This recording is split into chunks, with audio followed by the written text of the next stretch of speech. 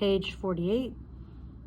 You also use the rules for multiplying positive and negative numbers when you divide fractions. So dividing and multiplying, we use the exact same rules. If there's an odd number of negative signs, it's going to be a negative. If there's an even number of negative signs, it's going to be a positive. These rules apply to multiplying and dividing fractions, multiplying and dividing integers, and also to multiplying and dividing decimals.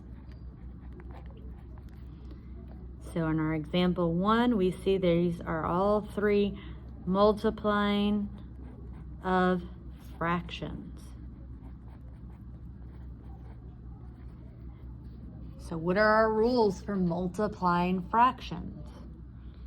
Well, we multiply straight across.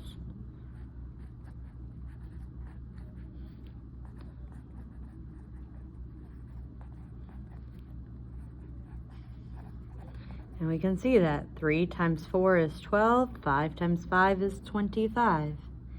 And then we have a negative times a positive equals a negative. Negative times a positive equals a negative. And we went a little bit further than that to say that if there's one negative, it's going to be a negative.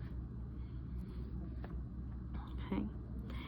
Same with a positive. If we had a positive times a negative, rather than sitting here remembering that a negative times a positive and a positive times a negative are both going to equal the negative, we just remember that there's one negative equals a negative.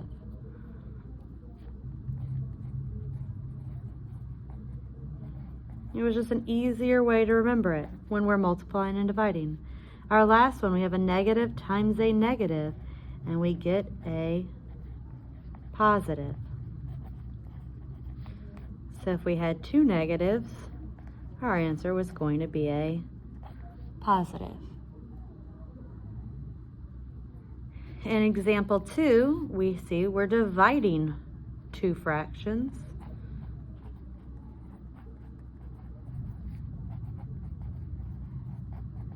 So what do we see that are the rules? We had negative 2/5, negative 2/5.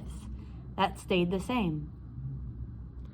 The division sign changed to a multiplication sign, and the second fraction went from 4/5 to 5/4.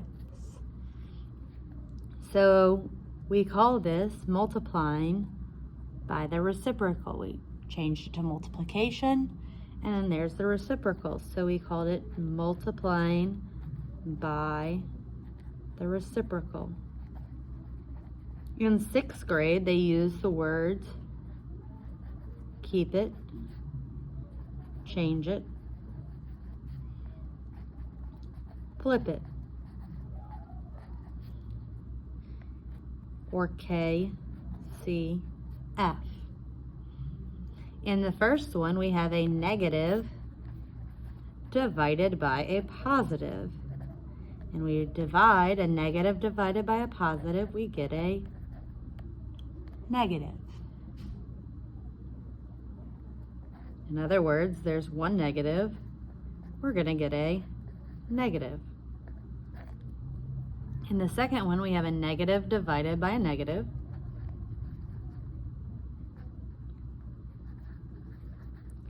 And our answer ends up as a positive. In other words, two negatives is going to give me a positive.